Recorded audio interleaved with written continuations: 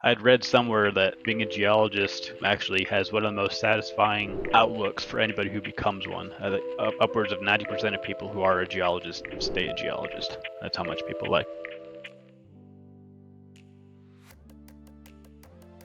Hi, today we're talking with Adam Damon, who is a geologist in the petroleum industry.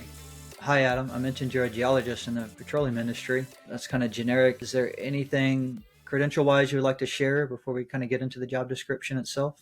I guess I would just say that I have a master's in geology from Baylor University. I think having a college degree is really going to be the best way to get into the geological fields for sure. And I have kind of split time between the petroleum industry and actually a whole nother side of geology, environmental geology. I've got 8 years in well, I guess probably 9 years now actually in the petroleum industry as a senior geologist, and then I have 3 years on the environmental side. That's good to know. I didn't capture that in the intro. So, all right. Well, we talked a little bit ahead of time, and you'd mentioned geologist is a pretty generic term. You'll see that a lot. So I did look up geologists, and I did see there are many types of geologists. And then I looked up geologists in the petroleum industry specifically. Really, just found a few sentences here and there. I actually got the following from the Bureau of Labor Statistics.gov that petroleum geologist is a type of geoscientist in search for oil and gas deposits that are suitable for commercial extraction. So that being said, if somebody's looking at this stuff and that's kind of the only information they're getting off the internet when they try to research what a geologist in the petroleum industry does, like what I would like to do today is see how these descriptions play out on a daily basis in your job specifically, so viewers and listeners can walk away and feel like they know what a petroleum geologist does on a daily basis. So I'll kind of let you take it from here. And if you want to break your, kind of roll down your day, your week, if you've got cyclical work, but just kind of let you take it, run with it. All right. Yeah. So the definition that you provided there, it's part of the job description. In the petroleum industry, there are, I kind of call them rotational positions because a lot of companies will rotate you through different geologist positions within that industry, and one of them would be what they call an operations geologist. An operations guy is somebody who helps, they call it geosteering wells. You're drilling an oil and gas well. Nowadays, most oil and gas wells are horizontal wells, so it comes down and just kind of makes the L shape, and you're working directly with the rig real time to make sure that they're staying in the rock that you need them to be in. And then there's another role, the development geologist role, which is you're kind of trying to figure out how to best optimize the field that you're in. So you're dealing with different well spacings, different well targets, where you actually want to put the wells, how to address different land issues to make sure you have all of your drillable land together. So there's a lot that goes into that. You probably wear more hats in the development geo role than any role. And then another one would be a regional geologist role, which is somebody who really zooms out and takes a big picture look at a huge area to try to figure out where those extractable resources are, which is where that bureau definition comes in. That description you provided is probably more of a regional geologist role, trying to Okay. figure out the best way to extract. And those are still related to petroleum industry, though? Yep, those are all in the petroleum Okay. industry. So Okay. those are really keywords that you'd want to search for when you're looking for a geologist role in petroleum. And they actually usually have them listed on LinkedIn or company websites as those exact words. They'll have operations geologists, they'll have development geologists, they'll have regional geologists. So there are multiple subdisciplines within geology and petroleum industry. Yep. Okay. No, that's great. So which one do you fit into one of those specifically? So because I've been in it probably for 9 years now, I would say I've kind of completed that rotation. So I feel like I've got a pretty good foundation in kind of all three of those. In my current role, I'm probably more of an operations geologist, working with the rigs and the drillers. I have significant experience in the development geologist role and probably a little less on the regional side, but I do have experience there as well. Okay. So that's actually pretty good. It's almost like two interviews in one.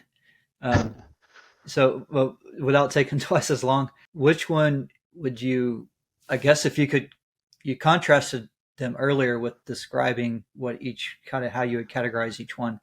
I guess if you were to break your daily work down, are they extremely different from each other? Like you talk about time in the office or time in meetings, time on your own, traveling. Like I guess in your operational role, like we can just kind of talk about that one since that's where you are more in right now. What would you like? What's a day like? You got up this week. How was your Monday, Tuesday? Like what were you really doing those days as far as meetings, working online, outside, paperwork? The operational role generally pretty company specific with how they've got that outlined and what your schedule looks like. It's probably sound kind of scary to viewers, but you're on the clock 24/7. So you've got a pretty funky schedule sometimes. No, and Sometimes that's good. That's the kind of info I'm looking to get out is like, what is that? Something that I bring up later. And that kind of plays into this. What you said, the work life balance. What is that like? 9 to 5? Is it like you said, 24/7? But that's exactly the kind of info I'm looking to pull out of these interviews and enlighten or share with people. the work-life balance depends on how many wells you've got going at one time. Yeah. I've steered as many as 7, which will knock you on your tail pretty quick. But generally, it's probably 1 to 3, I would assume. And you're getting data in from the field. The company I used to work for, I used to just be one operations geologist on that rig, and then you kind of put out updates as needed to the rig so that they know what they need to do. And if you feel like they don't need one, you can just kind of go to bed and your work-life balance stays pretty reasonable.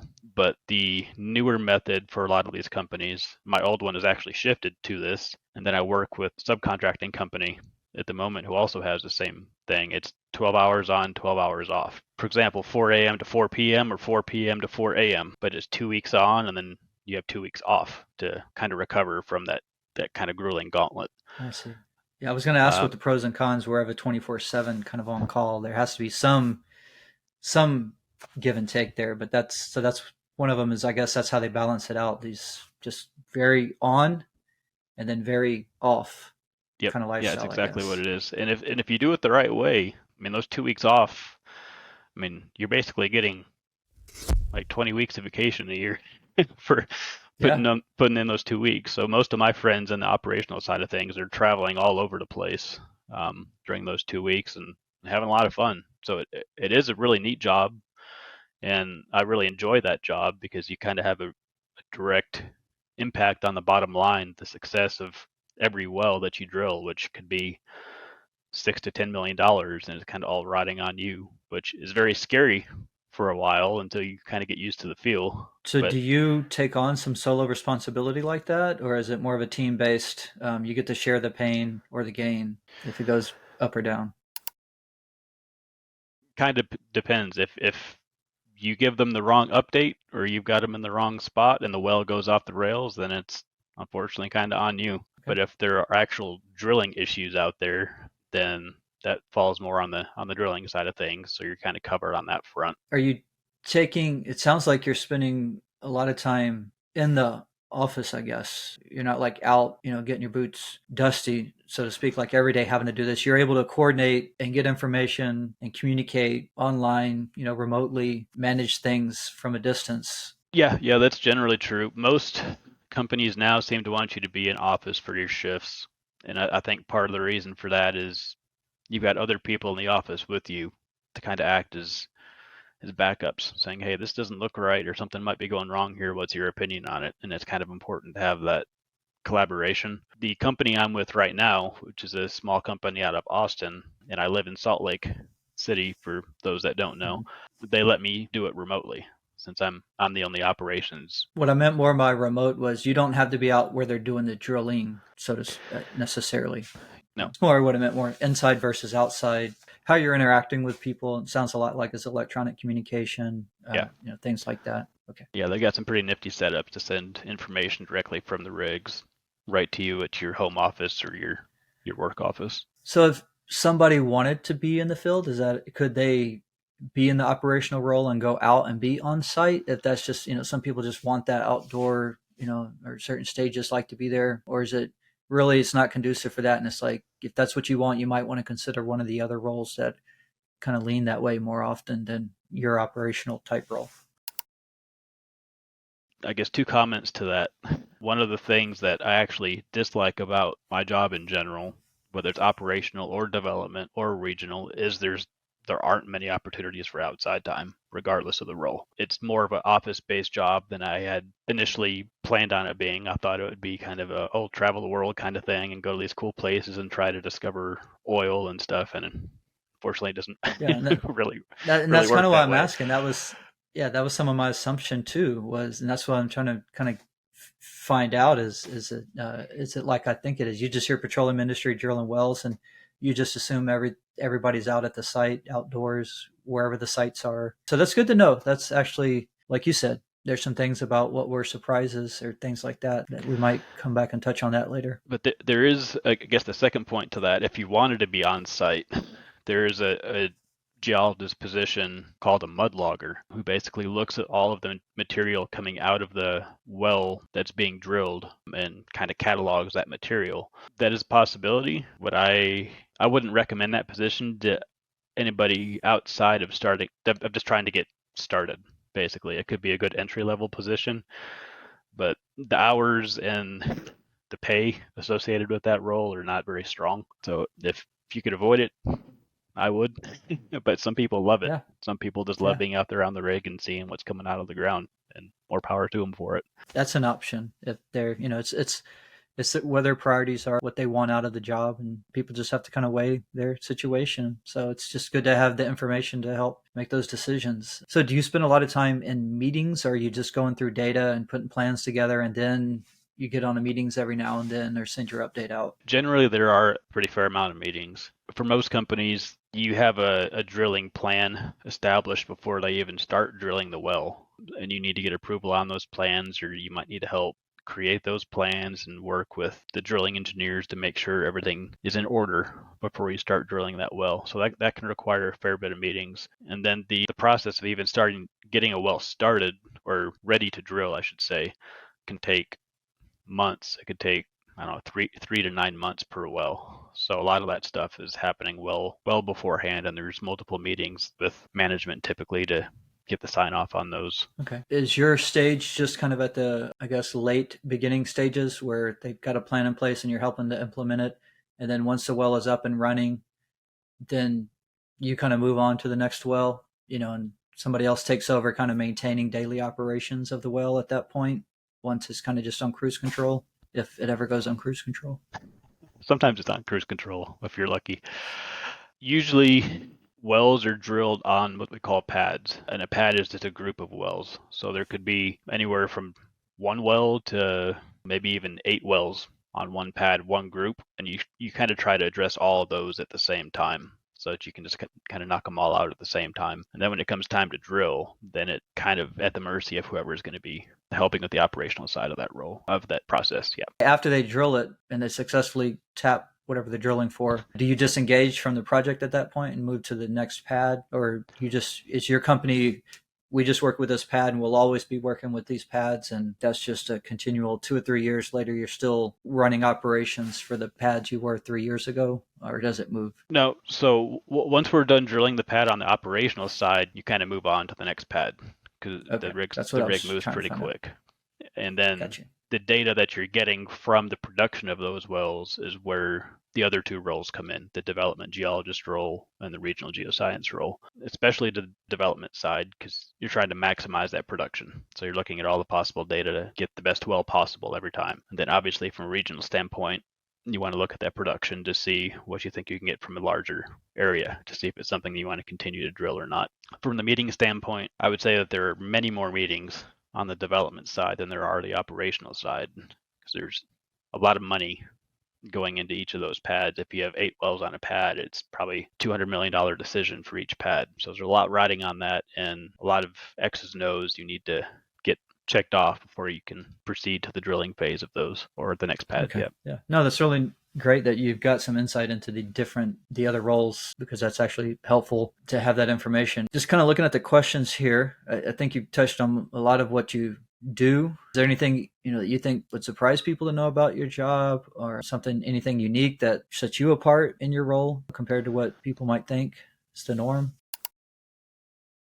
I guess the surprising thing is kind of something we alluded to earlier, which generally there's not a lot of travel involved. Maybe if you work for a really large company, maybe somebody like an Exxon or Shell or somebody, and they have worldwide assets, you might get a little bit more travel. But a lot of the drilling now is focused in West Texas. So I've been pretty much nowhere but Texas my entire Yeah. career, other than some neat training trips. The other thing that people should consider is that the oil industry, and I think most people realize this, is it's very unstable. So when the oil commodity is high and economy is going good, I mean, you kind of ride the golden wave because things are great for you when you're in it. But when things crash, layoffs are extremely common. And the people that I've spoken to that have been in the industry for even 40 or 50 years, they said if you get there's almost no way you're going to get through this industry without being laid off at least once or twice. And that even happened to me a couple of years ago when the economy crashed. I ended up getting laid off and had a little bit of a career shift there for a while just to make ends meet, because when things are low, when people get laid off, it's extremely competitive to try to get back into that unless you've got a really good connection. I would say to the viewer, definitely beware and have that on your radar, that is a real possibility that's going to happen at some point, unfortunately. That's a big factor. Somebody looking to get into this is already looking for job stability.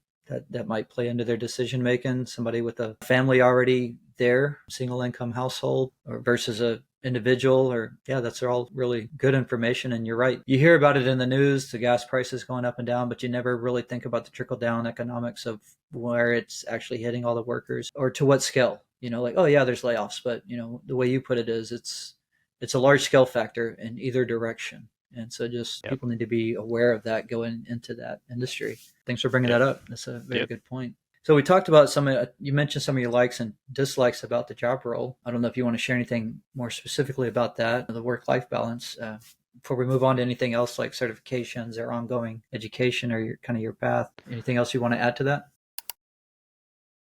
The side I like the most, and I think I might have mentioned this earlier, is really just having such a direct impact on the operations, the day-to-day operations of the company. It's very rewarding, I guess, when your vision and your work is taken to make very expensive decisions, I suppose. And it's even better when it turns out to be right. Not so Yeah. great when it's wrong, but it's not always going to be perfect, and they realize that.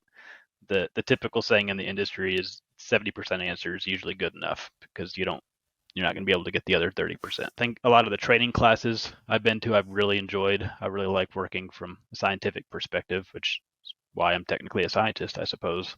You get to learn a lot of different subdisciplines across geology, which when I was deciding to become a geologist, that's kind of why I became that, is because it incorporates so many different aspects of nature that I'm super interested in. Oceanography is actually a big part of it, which is one of my favorite things. Paleontology is a big part of it. And then geology itself, obviously, is a pretty big part of it. So incorporating all those things together has been really fun to work in. And I think I'd read somewhere that being a geologist actually has one of the most satisfying outlooks for anybody who becomes one. I think upwards of 90% of people who are a geologist stay a geologist. That's how much people like it. Wow. Wow. That's It's a pretty pretty neat. unique fact. Yeah. Significant at the same time. Yep. Very. With you specifically, is there anything unique or something that sets you Oh, apart in your role compared to the norm? You have what you do and the other people that also are in your role, but is there anything specific about what you do that's a little different from what other people in okay. your job role? Yeah. So as far as things that set me apart, kind of just spoke about this with geology pertaining to oceanography. I would be what I would consider a carbonate geologist specialist, and carbonate meaning limestone. And I know people in Texas are like, limestone, like who cares? Yeah. But it's actually really cool when you start understanding where that stuff comes from. That limestone, it's basically ancient reefs, ancient coral reefs, or different reef structures that other organisms created way back in the day. So I have a pretty deep understanding on that. I focused on that in college, and I actually did my thesis on modern reefs in Bermuda versus ancient reefs in Texas, and kind of comparing those two. And understanding that limestone system in some ways can be super helpful in the petroleum and gas industry, because most people focus on shales and sands and that kind of stuff. Not as many people have that limestone background. I find I learn something new in each of these interviews. That will be one of them, the whole limestone tie in with ancient history and the reefs. Yeah, Never it's would have thought of limestone having in a prehistoric way connection before. It's just in So your way when you're trying to dig a hole. That's all it is in yep. Texas, it seems like. I have a jackhammer in my garage, just a plant in my backyard. I have to break out a jackhammer. Yeah, it's brutal. So so do you have to, I guess, ongoing education, do you have to maintain any certifications or continual required training that you just, somebody knowing in knows you're never going to finish learning in this role as a certification type basis versus just on the job learning? No, so there's a big difference here between petroleum geologist and then if you're an environmental geologist or even an academic kind of geologist that works for the state or federal government. So in the petroleum industry, you are not required, and most people actually don't even have a professional geologist license.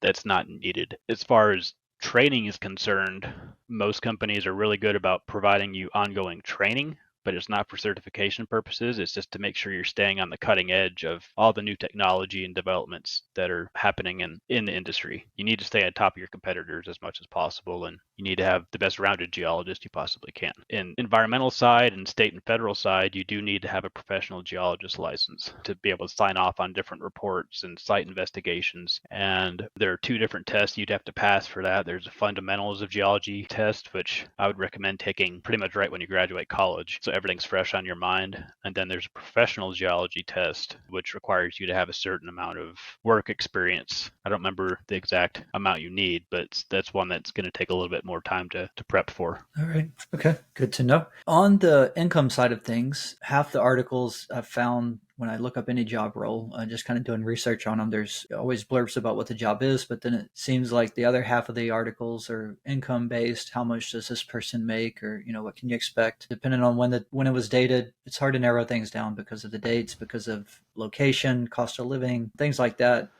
But is there anything about the income, and if you did bring that up as a approach that as a subject related to your job role, is there any thoughts or feedback you have on that related to your job? The income is going to be mostly based on your experience level. Like right out of college, if you sign on with an actual oil and gas company, not like a subcontracting company, you can probably expect 90 to 110 ish, maybe out of college. I'd advise anybody to try to start in an operational geology role. That's kind of the best role that I've found to get the foundation you need to move on to the other roles. You kind of get at least a superficial understanding of what the other roles are doing in the operational role. And then as time goes on, it usually grows pretty quick. As a senior geologist, probably expect to make around 140 to 190 maybe a year, and then that's the salary. Bonuses can depend on the company as well. If you're with a larger company, they usually tend to give higher bonuses. For example, my older company, I would get a target bonus of about 23% of my salary with stock incentives as well. So that would usually come out to a good 30, 40K extra a year in bonuses. They have very lucrative bonuses, which is why when industry is hot, you want to ride it while it's hot Yeah. and then save some Yeah. of that up for when it's not. That's Fortunately, that's what happened before I was laid off. It's like, this doesn't look so good. I'm going to save a lot of this money, and I'm definitely glad I did because it took a couple of years to find another job. If you work for a smaller company like I work for now, if you get in early enough, a lot of times your bonuses will be smaller, but they'll reward you with equity. And if your company sells, then you'll get a cut of that proceed, which makes up for all that bonus and then some. It very much depends on if it's a larger or smaller company. Okay. That's good to know. It's actually pretty helpful too.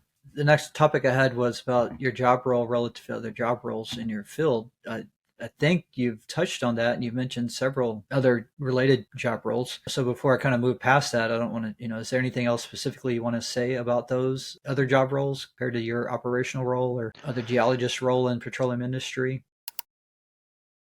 Development geo role, honestly, is probably my favorite one. And I think a lot of that is because you had to wear so many different hats as a development geologist because you need to understand how to work with all the engineers, all the landmen, and you learn not just pieces of your own discipline in geology, but you learn a lot of theirs as well. And I felt like I grew more in that role than any other role. And I was in that one for 4.5 years. And I just want to confirm you like that role and you learn a lot from doing so much. How does that compare or connect with this comment earlier about a new college grad going into the operational role?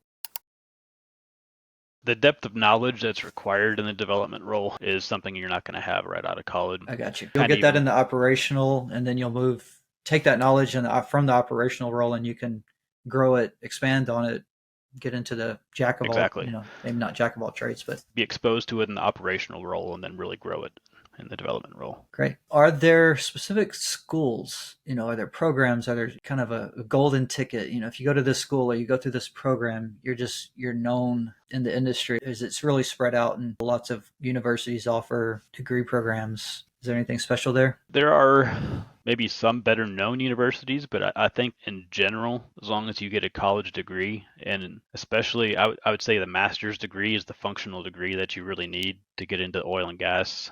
You might get lucky with the bachelor's, but typically master's is what they're looking at now, and your pay is going to reflect that. Your pay goes up significantly if you have a master's versus a bachelor's. Colorado School of Mines is probably the one that comes to mind for best geology programs, but there are some very strong schools in Texas. Texas A&M, University of Texas are very strong programs. Texas Tech has a pretty good petroleum program. I don't know about the geology side, but I know a lot of people in the industry that have come from Texas Tech doing engineering or landman stuff at least. And Arizona seems to have a pretty good amount as well. But especially anything kind of in the Mountain West region seems to have the strongest geology programs because geology is more complex out this direction, Yeah. I suppose. So those are better suited, but it's not like if you can't get to those schools for whatever reason, you're just throw your hands in there. It sounds like there's No.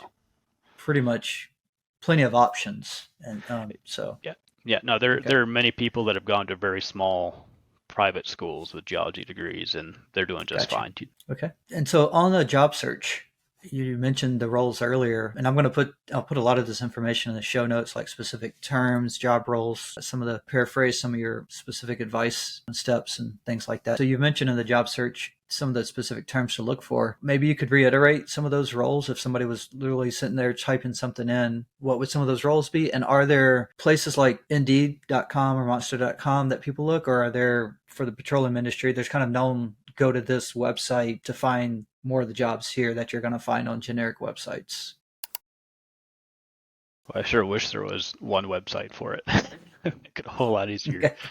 The best thing to do, honestly, is with my job search, I honestly just Googled every possible oil and gas company and I made a spreadsheet. If I submitted an application, I'd say, okay, I submitted an application. Like if I got an interview, I put a check. Okay, I've got an interview coming up. And I think I had probably 300 different oil and gas companies on that spreadsheet. The best spot to find Wow. them is typically to go to their actual website. That's going to be their most accurate posting. And if they don't have one posted, especially with the smaller companies, a lot of times you just email them directly. Usually HR rep or somebody will pass that on to whoever needs to see that in the smaller company. LinkedIn does do a pretty decent job of having job postings on there. Indeed as well. You need to be aware of those though, because a lot of times they set those job postings kind of as a repeat posting and they don't realize that they're still going. And unfortunately, you just wasted your time filling something out that has been closed for six Submitted months. 20 But resumes that didn't yeah, matter. that didn't go anywhere. So that's a real risk, but I'm sure it's that way with any job on those sites.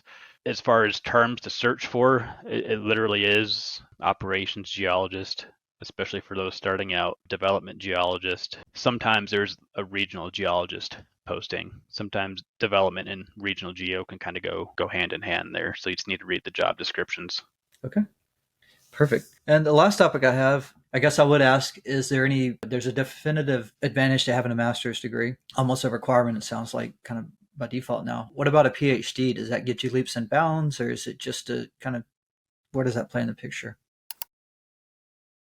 No, we do have PhDs that work in the industry, but more often than not, the company is going to prefer the master's over a PhD unless you are going to be some kind of technical advisor. They kind of almost look at PhD candidates as being overqualified in a way, and sometimes I don't know how it's going to Interesting. sound, but Yeah. sometimes to be a little bit harder to work with or a little bit less malleable because if you have a PhD, you're going to consider yourself an expert, and they kind of want to teach you. Company wants to teach you their way, not you teach them your way.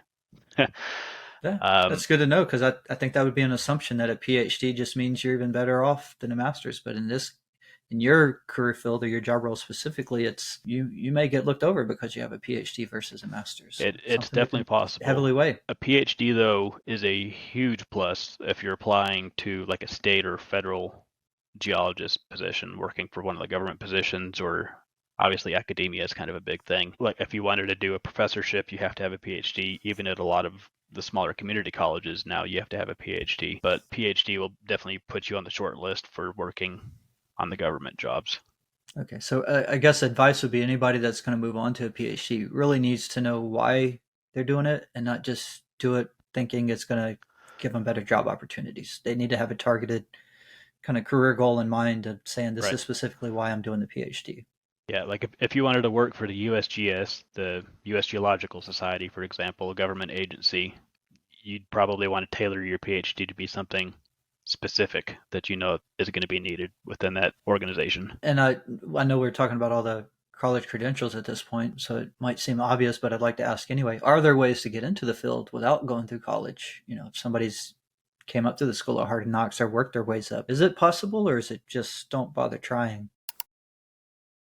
Without college, I honestly would say it's not worth trying. I don't think it's possible. The only way, and this is going to be very, very rare, is to maybe have a family connection working in a small oil and gas business that's willing to show you the ropes or something like that. The minimum you could do would be a bachelor's degree, and bachelor's is typically going to get you to generally just mudlogging, which is that out on the site job, or you're going to find yourself on the environmental side of things. As far as Okay. salary is concerned on the environmental side with the bachelor's, it's not much. You're probably looking between 50 to 70 if you're lucky. Probably a third of what you'd be making in the oil and gas industry. Yeah, so it's definitely a very good investment to go on for the masters. Okay, It that is. answers that. I guess the final question I like to end with for the next Adam Damon, who might just be starting their career path journey as a geologist in the petroleum industry. It doesn't have to be that one in particular, but do you have any inspiring words to share with somebody who's just branching out and getting into, maybe this career field?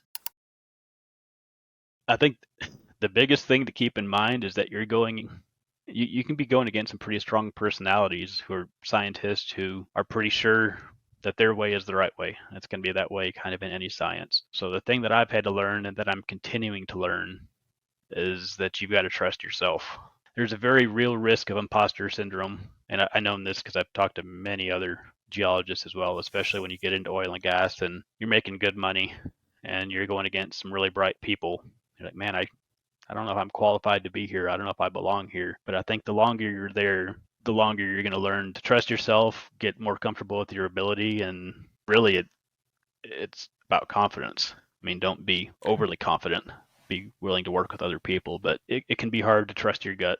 And even if it just comes to even just a master's degree, you're going to defend your master's thesis. I mean, it's a scary thing too, but same thing. You just got to learn to trust yourself and that you're capable of doing it, and that's really going to be the key driver for making it through that industry, I think. Yeah, that's a great parting piece of advice because sometimes not everybody knows it, or it's good to hear those words said out loud. Some people need to hear that, oh, that's a thought you need to work on, do, shore up, be strong in this point. Thanks for bringing that up and highlighting that. Hopefully, we'll help somebody kind of just make a move that they wouldn't have made if they hadn't heard this advice from you or something. Like, hey, I remember that guy Adam said, trust my gut. Like, I'm going to stand behind what I just said and until somebody can convince me otherwise. And, they may not have made that step without hearing those words from you. So thanks for sharing. Yeah, and I've got to stop here, but I actually learned that from my first boss. The first probably 3 or 4 months on the job, right out of college, figured out, hey, I'm making pretty good money. There's a lot of pressure on me to make these decisions. I hunkered down in my office and would just work to the bone. And she actually had to come by and say, take a chill pill, get out of your office, go talk to people, build relationships. That's kind of the imposter syndrome side of things. Like, wow, like this is huge responsibility. Should I really be here? I need to make sure I can prove myself to be here. But at the same time, fostering those relationships and being a little bit more lighthearted about it's also pretty critical, or you're going to burn out real Yeah. quick. Yeah. Well, thanks, Sven. I appreciate you taking time today to walk me through all this and share this insight into what you do. Hopefully somebody finds it very helpful and helps them make some decisions later on, whether it's in petroleum industry or to persuade them to do it, or helps them make a smart decision and realize it wasn't a fit for them before they went too far down the road with it. So I Yep, appreciate yep. everything you've shared. Definitely glad All right, to man. provide some insight.